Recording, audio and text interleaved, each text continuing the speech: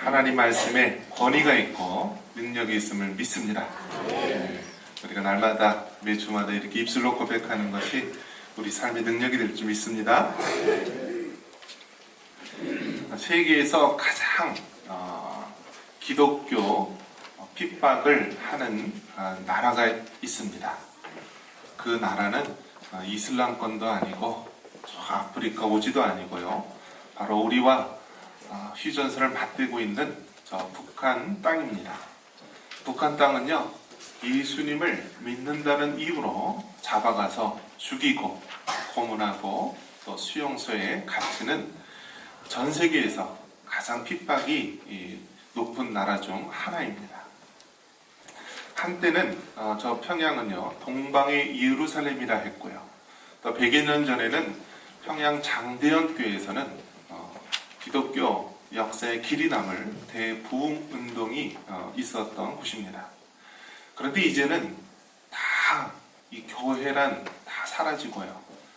공산당 선전을 위한 이 교회만 간판만 걸려 있게 되었고 다 사라지게 되었습니다. 그리고 진실로 예수님을 믿는 사람들은요, 지하교회에서 신앙생활을 합니다. 그러니까 저 북녘 땅에서는요, 예수님을 믿으려면요, 목숨을 걸고 자신의 모든 것을 내어버릴 각오를 하고 예수님을 믿는 것입니다. 반면에 이 남녘에 있는 기독교인들은요, 하나의 여가로서 또 시간이 나면 또 문화생활로서 종교생활을 하는 자들이 많이 있습니다. 같은 예수님, 같은 하나님을 믿는다 하더라도 어떻게 그렇게 다를 수가 있을까? 그런 생각을 하게 됩니다. 그러면서 분명한 것은 하나님께서 구약에서는 이스라엘 백성을 사용하셨고 또 신약에서는 또 유럽에 있는 많은 교회, 또 미국에 있는 교회를 사용하셨고 또 마지막 때에는 하나님께서 이 나라 이 민족을 사용하여 주실 줄 믿습니다. 그래서 지금 우리가 이 돌아가는 상황을 볼 때 모든 것을 성경을 통하여서 바라보고 또 성경을 통하여서 하나님이 어떻게 이끄실 걸까를 우리가 바로 깨닫기를 바랍니다. 그 영국 BBC에서는 한국의 대통령에 대해서 이야기하기를 노벨 평화상 후보로서 천재이거나 아니면 나라를 팔아먹을 공산주의자다라고 이야기를 합니다. 과연 역사의 평가가 어떻게 우리가 될지 모르겠지만 뭔가 이 땅에서 많은 일들이 이루어가고 있다는 것입니다. 분단의 아픔이 정말 70여 년 이 땅에 계속 흘러오고요. 또 남쪽과 북쪽이 이데올로기로 나눠서 수많은 사람들이 피를 흘렸던 이 전쟁의 잿더미가 이곳 한반도 땅입니다. 근데 뭔가 지금 많은 일들이 이루어가고 있다는 것입니다. 그래서 하루 자고 일어나면 무슨 일이 일어날지 모르는 것이 지금 이 한반도 땅의 상황입니다. 그러한 가운데 우리가 느헤미야를 통하여서 이 느헤미야가 단순한 구약의 역사 이야기가 아니라 오늘도 여전히 이 무너진 예루살렘 성벽, 우리의 신앙의 성벽을 바라보면서 그 무너진 곳을 가로막고 서 있는 파수꾼의 모습, 느헤미야의 모습이 오늘 우리의 모습이 되기를 간절히 축원합니다. 자, 통일에 대해서 아무도 예견할 수 없듯이요. 그 당시 이스라엘 백성들은요, 무너진 예루살렘 성벽을 보면서 아무도 그 예루살렘 성벽이 재건될 거라고는 꿈에도 생각을 못했습니다. 많은 믿음의 선진들이 이 바벨론에 의해서 무너져버린 예루살렘 성벽을 재건하기 위해서 노력을 하였습니다. 그런데 그것은 감히 할 수가 없었습니다. 그런데 하나님께서는 한 사람을 예비해 놓으시고요, 이 느헤미야라고 하는 이 한 인물을 통하여서 예루살렘 성벽 재건의 꿈을 이루게 되는 것입니다. 그는 바사, 페르시아의 술 맡은 관원, 오늘날로 따지면 경호실장, 비서실장, 그러한 역할입니다. 이런 느헤미야가 자신의 모든 부귀영화를 내려놓고요, 고향인 예루살렘으로 귀환을 오게 됩니다. 이스라엘 백성, 포로되었던 이스라엘 백성은 세 차례에 걸쳐서 포로 귀환을 하게 됩니다. 1차 때는 스룹바벨을 통하여서 포로 귀환을 예루살렘으로 오게 됩니다. 2차 때는 에스라를 중심으로 해서 귀환하게 되고요. 3차 때 드디어 느헤미야를 통하여서 귀환을 합니다.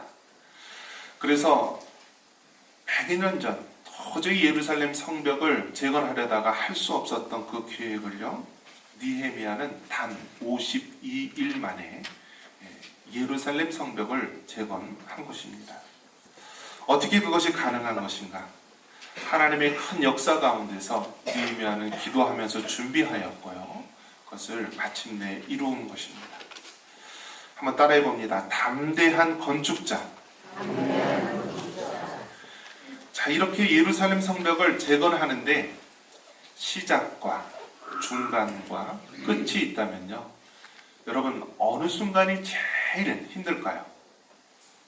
예를 들면 우리가 교회 성전을 짓는다라고 할 때요, 성전 짓는 초기, 또 그 중간, 또 마지막 부분, 어느 순간이 가장 힘들까요? 처음에는 많은 사람들이 으쌰으쌰 우리도 한번 해보자 하면서 열심을 내어서 시작을 합니다. 그리고 마지막 부분은요, 끝이 보입니다. 야, 이제 거의 다 됐구나, 그동안 참 수고했다 하면서 이제 끝이 보여서 그래도 끝까지 하려고 노력합니다. 제일 힘든 부분이 뭐냐면 이 중간입니다. 중간이면은 다시 돌이킬 수도 없고 또 끝까지 가자니 끝이 보이지 않는 그러한 상황이 바로 이 중간의 과정입니다. 오늘 이 느헤미야가 성을 쌓는 이 과정은요, 예루살렘 성벽이 절반쯤 지어져 가고 있는 상황입니다. 6절에 보니까 이에 우리가 성을 건축하여 전부가 연결되고 높이가 절반에 이르렀으니 이는 백성의 마음 들여 일을 하였음이라 라고 말합니다. 즉 이스라엘 백성들이 마음을 다하여서 성을 짓는데요, 절반가량을 지었다라는 것입니다. 하나님의 역사가 있으면요, 꼭 누가 끼죠? 사탄 마귀의 방해가 있는 것입니다. 만약에 여러분이 하나님의 일을, 또 주의 일을, 교회 일을 하는데 왜 나에게 이러한 어려움이 생길까? 왜 이렇게 힘든 일이 생길까라고 한다면 그것은 당연한 것입니다. 하나님의 일을 하고 주의 일을 할 때 가장 싫어하는 것이 사탄, 마귀이기 때문입니다. 우리 7절 같이 한번 읽겠습니다. 7절입니다. 산발락과 도비아와 아라비아 사람들과 암몬 사람들과 아스돗 사람들이 예루살렘 성이 중수되어 그 허물어진 틈이 메꾸어져 간다 함을 듣고 심히 분노하여. 심히 어떻다고요? 분노한다라고 하는 것입니다. 하나님의 일을 하는데, 무너진 예루살렘 성벽을 재건하는데 가장 싫어하는 것은 원수 마귀들입니다. 그들은요, 하나님의 일, 주의 일을 하는데 분노한다라고 합니다. 분노한다, 싫어한다라는 것입니다. 그 당시 느헤미야, 예루살렘 성벽 재건을 방해하는 가장 대표적인 인물이 이 성경에 나옵니다. 산발랏, 사마리아 지역에 있는 산발랏이라고 하는 이 악한 이의 우두머리입니다. 그는 대장이 되어서 가장 적극적으로 나서며 악한 일을 꾀합니다. 그리고 두 번째는 도비아라고 하는 이 암몬 사람입니다. 이 사람은 심지어 뭐라고 이제 비아냥거리냐면 3절에 보니까 암몬 사람 도비아는 곁에 있다가 이르되 그들이 건축하는 돌 성벽은 여호가 올라가도 곧 무너지리라. 그러니까 이스라엘 백성이 쌓는 예루살렘 성벽을 여호가 올라가도 무너진다. 즉 그렇게 부실공사이고 아주 모욕하고 또 비아냥거리는 말입니다. 이 도비아는 암몬 사람으로서 예루살렘에 있는 많은 사람들과 어떤 친분 관계가 있어서 이 혼란시키는 그러한 일을 하게 됩니다. 산발라, 도비아, 또 게셈이라고 하는 이 아라비아 사람이 있는데요. 이 사람은 예루살렘 주변에 있는 이 부족들을 규합해서 이스라엘 사람들을 대적하는 자가 됩니다. 그러니까 여러분 보십시오. 예루살렘 유다 지역을 중심으로 해서 위쪽으로 사마리아 지역에는 산발랏이라고 하는 사람이 있었고요. 또 동쪽에는 이 암몬 족속 도비아라고 하는 사람이 있었고, 또 아라비아 사람 게셈이 있었고, 다 주변에 보면 어떤 사람이죠? 유다와 경계를 이루고 있는 그러한 나라들, 그러한 부족들입니다.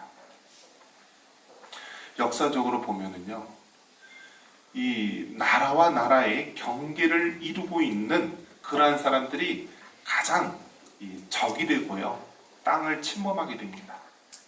우리나라는 경계를 어디 이루고 있죠? 지금은 이제 근시안적으로는 남과 북이 경계를 이루고 있지만요, 우리나라 이 땅덩어리를 봤을 때 위쪽으로 누가 있나요? 중국이 있고요, 또 동북쪽으로는 러시아가 있고요, 또 바다 건너에는 일본이 있습니다.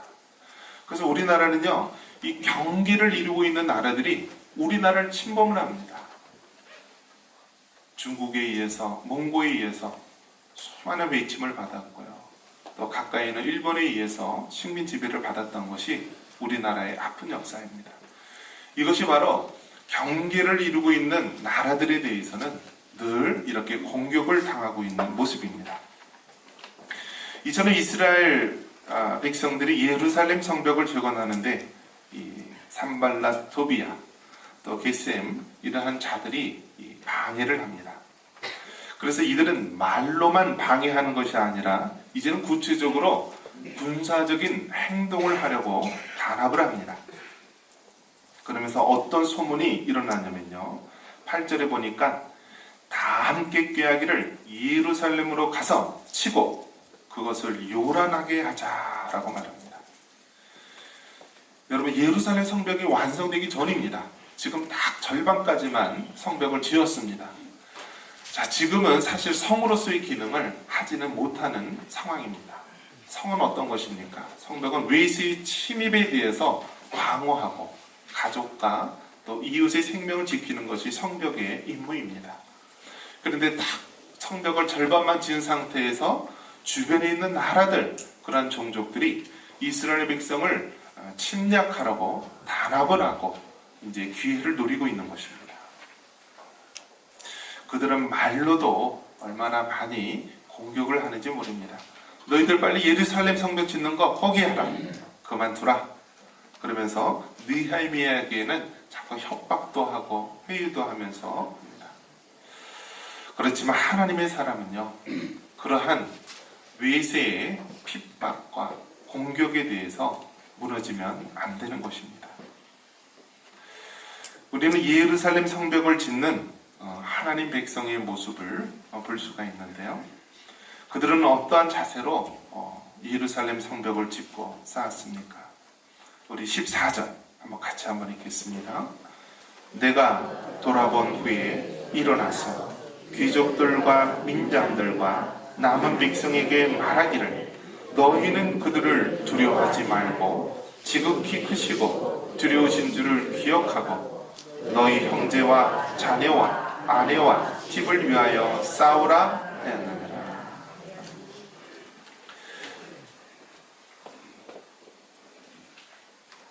한번 따라해 보겠습니다. 그들을 두려워하지 말라. 할렐루야. 여러분, 사탄은 우리에게요, 어떤 마음을 주냐면 두려워하는 마음을 주게 됩니다. 두려워하는 마음. 디모데후서 1장 7절 말씀에 하나님이 우리에게 주신 것은 두려워하는 마음이 아니요 오직 능력과 사랑과 절제하는 마음이니라고 말씀합니다. 그러니까 우리도 모르게 찾아오는 이 두려워하는 마음은요, 하나님이 주시는 마음이 아니고 사단이 주는 마음입니다. 이스라엘 백성들이 예루살렘 성벽을 재건합니다. 주변에 있는 이러한 대적자 원수들이 자꾸 협박하고 공격하려고 합니다. 그러면서 자연스럽게 이스라엘 백성 마음속에 드는 마음이 무엇이냐면 두려워하는 마음입니다. 이러다가 우리가 공격을 당하면 어떡하지? 이러다가 우리 가족 생명을 잃으면 어떡하지? 사랑하는 아내, 사랑하는 자녀들을 우리가 잃으면 어떡하지? 자꾸 두려워하는 마음이 생기는 것입니다. 그러면서 그 하나님의 일을 못하게 하고 주의 역사를 못하게 하는 것이 사단의 책략입니다. 이러한 때 담대한 건축자 느헤미야는 이스라엘 백성을 향하여서 외칩니다. 너희들은 그들을 두려워하지 말라. 그리고 누구를 기억하라라고 말합니까? 크고 두려우신 주를 기억하라. 그러니까 사탄 마귀는 우리 두려워할 대상이 아니라 참으로 우리의 경외를 받으시고 두려움의 대상이 되시는 분은 우리 하나님이시다라는 것입니다. 그러니까 하나님을 생각하고 우리의 믿음이 흔들리지 말라라고 말하는 것입니다. 다윗과 골리앗의 싸움을 보십시오. 소년 다윗이 싸움에 능한 골리앗을 바라봤을 때 그 외적인 모습을 바라보면 당연히 주눅이 들고 두려워할 수밖에 없습니다. 그런데 소년 다윗은 무엇을 바라봤습니까? 바로 우리의 생명과 역사의 주관자이신 하나님을 바라봤습니다. 그리고 하나님을 모욕하는 저 골리앗은 아무것도 아님을 다윗은 깨달은 것입니다. 우리가 무엇을 바라보고 달려가느냐에 따라 우리가 굳건히 설 수도 있고 또 두려움에 사로잡혀 무너질 수도 있는 것입니다. 그들을 두려워하지 말라. 그러면서 누구를 위하여 싸우라라고 말합니까? 너희 형제와 자녀와 아내와 집을 위하여 싸우라. 한번 따라해 보겠습니다. 네 가족을 위하여 싸우라. 여러분, 전쟁에 나가는 군인들이요, 가장 1차적으로 갖는 마음은요, 물론 나라를 위해서 민족을 위해서 싸우는 마음도 있지만요, 가족을 지키기 위해서, 내 집을 지키기 위해서 싸우는 것이 가장 1차적인 마음입니다. 바로 그 이스라엘 백성들을 향하여서 내 형제와 자녀와 아내와 집을 위하여서 싸우라라는 것입니다. 우리의 가장 지켜야 될 것이 무엇입니까? 가족이고요, 사랑하는 자녀들이고 또 우리 식구들입니다. 그들을 위해서 싸우라라는 것입니다. 너희가 사단 마귀를, 너희를 대적하는 자를 두려워하지 말고 네 가족을 위해서, 네 집을 위해서 싸우라라는 것입니다. 여러분, 마지막 때가 되면은요, 우리의 신앙과 믿음을 지키는 것이 얼마나 힘들고 어려운지 모릅니다. 결국 그렇게 되면은요, 그 신앙의 단위가 어떻게 되냐면, 이 교회라는 단위가요, 이렇게 공적인 지상에 있는 교회들이 다 핍박 때문에 사라지게 되면은요, 어떻게 되냐면 북한처럼 다 교회가 지하 단위로 숨게 됩니다. 그러면서 가족 단위로 믿음을 가지고 신앙생활을 하게 됩니다. 초대교회 당시에 로마의 기독교 핍박이 하도 심하니까요, 이 기독교 공동체들이 이제 지하로 숨어들게 되고요, 동굴로 숨어들면서 그들이 신앙을 유지하게 되는 것입니다. 그들이 무엇을 위해서 싸우고 무엇을 위해서 나아갑니까? 내 가족을 위해서, 네 집을 위해서 싸우라라고 말합니다. 그러면서 이스라엘 백성들은 한 손에는 일을 했습니다. 그리고 다른 한 손으로는 병기를 잡으며 일을 했습니다. 우리 17절 보면은요, 한번 같이 한번 읽겠습니다. 17절입니다. 성을 건축하는 자와 짐을 나르는 자는 다 각각 한 손으로 일을 하며 한 손으로는 병기를 잡았는데, 그들이 일하는 모습이 얼마나 다급한지 모릅니다.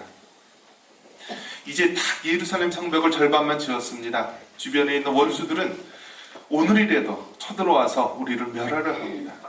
그렇기 때문에 그들은 한 손으로는 성벽을 쌓는 일을 했습니다. 그리고 다른 한 손으로는 병기를 잡으면서 다가올 적들에 대해서 대비하는 것입니다. 여러분, 언론 조사를 할 때 전쟁이냐 평화냐 선택을 하게 됩니다. 그러면 여러분 무엇을 선택할까요? 당연히 전쟁보다는 평화죠. 근데 여러분 생각해 보십시오. 평화를 위해서는요, 공짜로 얻어지는 것이 아닙니다. 전쟁을 준비하고 적이 우리를 쳐들어왔을 때 그들이 우리를 함부로 할 수 없다라는 그러한 준비가 되어 있을 때 우리가 평화를 얻는 것입니다. 평화를 위한 평화는 없는 것입니다. 이스라엘 백성들의 그 모습을 보십시오. 한 손으로는 성벽을 쌓으며 일을 하면서 한 손으로는 병기를 잡으면서 지켰던 것입니다. 지금도 조그마한 이스라엘 나라는요, 인구가 한 500~600만 명, 굉장히 적은 인구입니다. 주변에 2억이나 되는 많은 아랍 나라에 둘러싸여 있음에도 불구하고 그들이 어떻게 그 나라를 유지할 수 있습니까? 성경 말씀처럼 한 손으로는 일을 하고 한 손으로는 병기를 잡습니다. 이스라엘에서는 여자들도 군복무를 하게 됩니다. 그들은 휴가 나오면서도 총을 가지고 총탄도 장전해서 나온다라고 합니다. 한 손으로는 일을 하면서 한 손으로는 나라를 지키고 있습니다. 지금 우리나라의 모습이 어떻습니까? 우리나라는 정말 지금 돌아가는 상황을 보면은 남의 나라 이야기를 듣는 것처럼 이야기를 합니다. 핵과 미사일로 우리 앞에 들이대도요, 그것이 왜 우리를 향한 무기냐? 그것은 미국을 향한 무기지 우리랑 상관이 없다라는 식으로 보고 있습니다. 여러분, 우리가 가져야 될 마음, 느헤미야와 같이 무너진 예루살렘 성벽을 바라보면서 애통하는 마음을 가져야 합니다. 그리고 여러분, 지금 우리나라의 현실이 안보적으로도 무너져 있고요, 전국에서 전 세계에서 이혼율과 자살률이 가장 높은 나라가 우리나라 아닙니까? 가정이 무너지고 집이 무너지고 있습니다. 또 교회는 점점 핍박의 그 소용돌이가 점점 다가오고 있는 시대를 가지고 있습니다. 다시 한번 우리의 무너진 성벽, 가정과 교회와 사회와 이 나라의 무너진 성벽을 바라보면서 다시 한번 하나님의 주의 사명을 온전히 감당할 수 있는 담대한 건축자가 되시기를 주님의 이름으로 축원합니다. 이 시간에 우리